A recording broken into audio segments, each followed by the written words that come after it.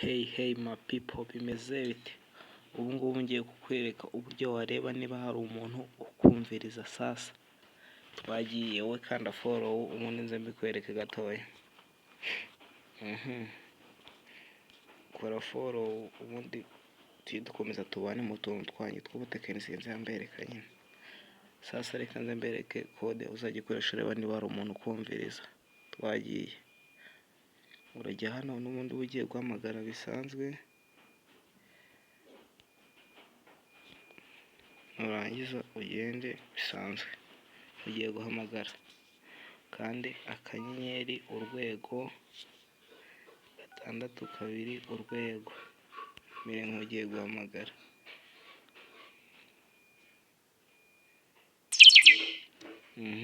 Call forwarding ni kureba nyine nta muntu ni wanyikodexe voice nta not forwarded, fax not forwarded, CANC not forwarded, ASNC not forwarded, packet not forwarded, FAD not forwarded.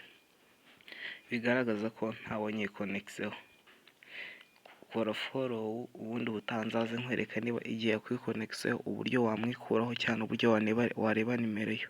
Thank you, turi kumwe.